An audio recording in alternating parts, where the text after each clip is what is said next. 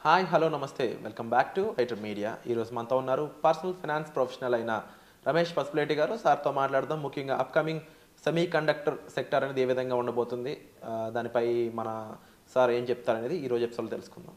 Hi sir. Hi sir, కంప్లీట్గా China market అనేది semi conductor ఈ ఫ్యాక్టరీస్ మీద వాటి ప్రొడక్షన్ మీద డిపెండ్ అయి ఉంటుందనే విషయం చాలామందికి తెలుసు. బట్ ఆ మార్కెట్ మొత్తాన్ని ఇండియా క్యాప్చర్ చేద్దాం అనుకునే ఒక ప్లానింగ్లో ఉంది. దానివల్ల ఇప్పుడు సెమీ కండక్టర్ స్టాక్ మార్కెట్ సంబంధించిన ప్రైజింగ్ ఏదైతే ఉందో అది హైవీగా పెరగబోతుందనే స్టేట్మెంట్స్ వినిపిస్తూ ఉన్నాయి. ఇందులో ఎంతవరకు నిజం ఉంది? ఇన్కేస్ సెమీ కండక్టర్ ప్రపంచం అనేది కంప్లీట్గా మారబోతుందంటారా? ఇండియాలో దాని ఫ్యూచర్ ఏంటంటారు? యాక్చువల్గా ఏంటంటే చైనా కన్నా మనకి తైవాన్ ఎక్కువ ఉంది. సెమీ కండక్టర్ ఇండస్ట్రీ తైవాన్లో బాగా డెవలప్డ్. అంటే మొత్తం గ్లోబ్కి, వరల్డ్ మొత్తానికి మన మొబైల్ ఫోన్లో చిప్స్ కావాలన్నా, టీవీలో చిప్స్ కావాలన్నా, సో ఇలాంటి సెమీ కండక్టర్ చిప్స్ మనకి ఎక్కడ కావాలన్నా కూడా 40% తైవానే మనకి సప్లై చేస్తుంది ఆల్ ఓవర్ వరల్డ్ మొత్తానికి. సో తర్వాత మన ఇండియా అంటే తర్వాత ప్లేస్లో చైనా ఉంది. చైనా అబౌట్ 30% సప్లై చేస్తున్నారు. సో మన ఇండియా మొన్నటి వరకు చూస్తే 6 months బ్యాక్ వరకు చూస్తే ఓన్లీ మనం సప్లై చేసింది ఓన్లీ 2%. మనం సప్లై చేసేదానికన్నా మనకు వచ్చింది అంటే 2% మన ఇండియాకి సరిపోదు. సో మనం ఎక్కువ దాని మీద మనము ఎక్స్పోర్ట్స్ కన్నా ఇంపోర్ట్స్ మీద ఎక్కువ ఆధారపడి ఉన్నాం సెమీ కండక్టర్ ఇండస్ట్రీలో. సో దీనివల్ల ఏమవుతుందంటే మనకి ఎక్కువ ఇంపోర్ట్స్ ఉంటే ఏమవుతుందంటే మనం డాలర్స్ రూపంలో పే చేయాలి వాళ్ళకి. డాలర్స్ రూపంలో పే చేసినప్పుడు మనకి మన ఇండియన్ కరెంట్ అకౌంట్ ఉంటుంది కదా, జీడిపి మొత్తం. సో మన బడ్జెట్కి దీనికి డెఫిషిట్ ఉంటుంది. సో డెఫిషిట్ 4.8% దాకా వెళ్ళిపోయింది. సో ఇది 3.6 అలా ఉంటే గుడ్ అన్నట్టు. సో దానికన్నా 4 కన్నా పెరిగితే కొద్దిగా అన్నట్టు ప్రాబ్లం అన్నట్టు. సో అలాంటప్పుడు మనకి సెమీ కండక్టర్స్ మీద మనం ఎక్కువ ఆధారపడుతున్నాం. సో సెమీ కండక్టర్స్, దాని తర్వాత గోల్డ్ లేదా పెట్రోలు, వీటిని మనం యాక్చువల్గా ఎక్కువ మనం ఇంపోర్ట్ చేసుకోవడం వల్లనే మన రూపీ వీక్ అవుతుంది, డాలర్ స్ట్రాంగ్ అవుతుంది, మన రూపీ వీక్ అవుతుంది. దీనికొని గవర్నమెంట్ ఏం చేసిందంటే ఈ 3 సెక్టర్ల మీద కాన్సన్ట్రేషన్ ఎక్కువ చేస్తుంది ఇప్పుడు ప్రజెంట్. ఫస్ట్ వచ్చేసి సెమీ కండక్టర్స్, తర్వాత ఆయిల్కి ఆల్టర్నేట్గా మనకి ఈవీని తీసుకొస్తుంది, పెట్రో స్టాక్స్ ఎనర్జీ స్టాక్స్ని తీసుకొస్తుంది. దాని తర్వాత గోల్డ్ లాస్ట్ ఇయర్ కొద్దిగా రిలాక్సేషన్ ఇచ్చారు, కానీ నెక్స్ట్ బడ్జెట్లో డెఫినెట్గా గోల్డ్ని they are going to lock. So గోల్డ్కి చెక్ పెట్టబోతున్నారు, సో ఇంపోర్ట్స్కి. దాని తర్వాత నెక్స్ట్ సెమీ కండక్టర్స్. సో మనకి ఇప్పుడు చూస్తే అందరికీ ఇంట్లో నలుగురు ఉంటే 4 ఫోన్లు ఉన్నాయి. సో కొంతమందికి 2 ఫోన్లు కూడా ఉన్నాయి. సో వీటన్నిటికి చిప్స్ ఎక్కడి నుంచి వస్తున్నాయంటే మళ్ళీ అగైన్ చైనా, తైవాన్.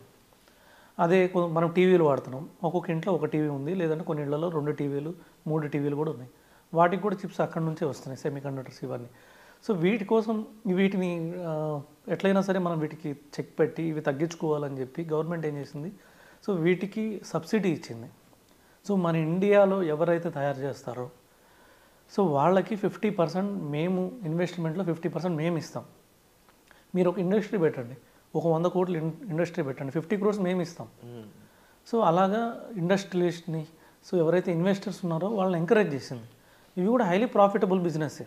సో ఇవాళ రేపట్లో మొబైల్ ఫోన్ చిప్స్ ఎవరికి వద్దు, లేదంటే న్యూ టెక్నాలజీ వస్తుంటాయి, న్యూ ఎలక్ట్రికల్ థింగ్స్ వస్తుంటాయి. సో మనం రానున్న రోజుల్లో మనం రోబోస్ మీద ఆధారపడాల్సి వస్తుంది. సో వాటికి కూడా ఎలక్ట్రిక్ చిప్స్ వాడాలి. ప్రతిదానికి మనం ఎలక్ట్రికల్ థింగ్స్ మీద ఆధారపడాల్సి వస్తుంది. సో మనం హెయిర్ డ్రైయర్ దగ్గర నుంచి, సో ఏదైనా కానీ, సో రిమోట్ దగ్గర నుంచి అన్నిటికీ చిప్స్ మీద పనిచేస్తున్నాయి. వీటి కోసమని 50% సబ్సిడీ ఇచ్చింది.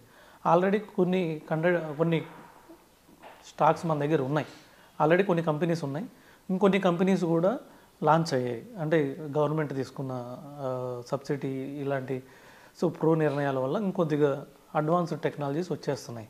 సో వీటిలో కొన్ని స్టాక్స్ ఆల్రెడీ పెరిగిపోయింది. సో ఇంకా పెరగాల్సినవి ఏమున్నాయో చూడాలి. అంటే ఏదైతే మేజర్ ప్లేయర్స్ ఉన్నారో వాళ్ళు ఆల్రెడీ పెరిగిపోయారు. So 5 times. సో అలాగా మేజర్ ప్లేయర్స్ అందరూ పెరిగిపోయారు. అంటే సెంటమ్ ఎలక్ట్రానిక్స్ అనేసి, టెక్నో ఎలక్ట్రికల్స్ అనేసి వీళ్ళందరూ నార్మల్గా చిప్స్ ఇండస్ట్రీలో ఉన్నారు. వీళ్ళందరూ బాగా 5 times అయ్యాయి ఆల్రెడీ. సో ఇప్పుడు కొత్త స్టిల్ వీటిలో కూడా ఇంకా ర్యాలీ వచ్చే అవకాశం ఉంది. ఎందుకంటే ఆల్ ఓవర్ ఇండియా అంటే 140 కోట్ల జనాభాకి ఎలక్ట్రిక్ థింగ్స్కి కావాల్సిన అవసరాలన్నీ తీర్చాలి. ఇంకా జనాభా పెరుగుతుంటుంది. సో కొత్త ఇళ్ళు వస్తుంటాయి, వాటికి సంబంధించిన టీవీ సేల్స్ పెరుగుతుంటాయి. సో మొబైల్ ఫోన్స్ పెరుగుతుంటాయి, ఎవ్రీ ఇయర్ పెరుగుతున్నాయి mobile phones. So new update వస్తున్నాయి మొబైల్స్. 12 అంటాడు, 12 Pro అంటాడు, 13 అంటాడు, 13 Pro అంటాడు. సో అందరూ దానికి అప్గ్రేడ్ అవ్వాల్సిందే.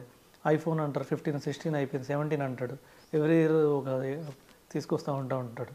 సో వీటన్నిటికీ కంపల్సరీగా మన ఇండియాలో మంచి స్టాక్స్ ఉన్నాయి. వీటి గురించి రీసెర్చ్ చేయాలి. రీసెర్చ్ చేసి వేటికి ఆర్డర్స్ ఉన్నాయో చూడాలి. డెట్ ఫ్రీ కంపెనీస్ ఎక్కువ ఉన్నాయి ఏమున్నాయో చూడాలి. క్యాష్ ఫ్లోస్ బాగున్న కంపెనీస్, డెట్ లేని కంపెనీ చూసుకోవాలి. ఇవన్నీ నార్మల్గా స్మాల్ క్యాప్సే ఉన్నాయి. పెద్ద పెద్ద కంపెనీలు ఏం తయారు చేయట్లేదు కాబట్టి, చిన్న చిన్న కంపెనీలు చేస్తున్నారు కాబట్టి, స్మాల్ క్యాప్ కాబట్టి డెట్ ఫ్రీ ఉన్న కంపెనీస్, ఆర్డర్స్ ఎక్కువ ఉన్న కంపెనీస్ ఏమున్నాయో చూసి వాటిలో ఇన్వెస్ట్ చేసుకుంటే డెఫినెట్గా semi conductor industry one of the future, మన ఇండియాకి కావాల్సిన అవసరాలకు తగ్గట్టు డెఫినెట్గా చాలా పెద్ద ఇండస్ట్రీ అవబోతుంది. అండ్ చాలా ఫోన్ కంపెనీస్ కూడా ఏంటి ఇండియాలోనే మ్యానుఫ్యాక్చరింగ్ హబ్ని మొదలు పెట్టబోతున్నాయని కూడా తెలుస్తూ ఉంది. యాపిల్ ఆల్రెడీ స్టార్ట్ చేసినట్లు కానీ, ముఖ్యంగా అనదర్ బిగ్ కంపెనీస్ అయిన OnePlus కానీ, లేకపోతే ఇంకా దానికి సంబంధించిన ఎన్నో మొబైల్ కంపెనీస్ ఇండియాకి రాబోతున్నాయనే స్టేట్మెంట్ కనిపిస్తూ ఉంది. ఇవంతా కూడా ఒక పాజిటివ్ న్యూస్ కానీ చూడొచ్చు అంటారా? డెఫినెట్గా. ఎందుకంటే గవర్నమెంట్ తీసుకున్న నిర్ణయాలు అలాంటివి. సో గవర్నమెంట్ ఏమంటుందంటే, మీరు ఒక ఫోన్ని చైనా నుంచి ఇక్కడికి తీసుకొస్తే మీరు దాన్ని డబుల్ పే చేయాలి. సో అదే మీరు దానికి సంబంధించిన పార్ట్స్ ఏదైతే ఉన్నాయో ఆ పార్ట్స్ మీరు చైనా నుంచి తెచ్చుకొని, సో ఇక్కడ దాన్ని మ్యానుఫ్యాక్చర్ చేసి అమ్మితే మీరు జస్ట్ GST పే చేస్తే చాలు. దానికి కూడా మళ్ళీ ఇన్పుట్ క్రెడిట్ ఇస్తారు. సో అది కూడా మనకి 15% మొబైల్ బట్టి. 10,000 లోపల మొబైల్ ఉంటే 5% అని, 10,000 కన్నా 20,000, 25,000 ఉంటే 15% అని, ఇలాగా. So normal Indian slab tax rates pay చేసుకుని సరిపోతుంది. అదే మనం వేరే కంట్రీ నుంచి తీసుకొస్తే GST పే చేయాలి, ప్లస్ ఇంపోర్ట్ ట్యాక్సెస్ పే చేయాలి. సో అందుకని చెప్పేసి మనకి ఐఫోన్ ఇలాంటి ఎక్కువ రేట్లు. అమెరికాలో చూస్తే మన బ్లాక్ ఫ్రైడే అమెరికాలో చూస్తే 70,000 పడింది 16, iPhone 16 Pro Max 70,000కి సేల్ అయింది. మనకి ఇక్కడికి వచ్చేసరికి 1,50,000 అవుతుంది. ఎందుకంటే మనకి ఇంపోర్ట్ డ్యూటీ 200% ఉంది. So 100% extra.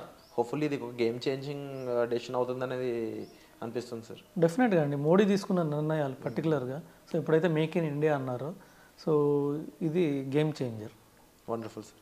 అండ్ అప్కమింగ్ 2025కి సంబంధించి ఎటువంటి స్టాక్స్ అనేవి మనకి హైలైట్ కానున్నాయి, దానిపై డీటెయిల్స్ కూడా వచ్చే ఎపిసోడ్లో డిస్కస్ చేయబోతున్నాం. సో వచ్చే ఎపిసోడ్ కోసం stay tune. Thank you so much. And ఎటువంటి డౌట్స్ ఉన్నాయి మీరు డిస్ప్లే అవుతున్న నెంబర్స్ కాల్ చేసి పూర్తి వివరాలు నేను తెలుసుకోవచ్చు. Thank you so much.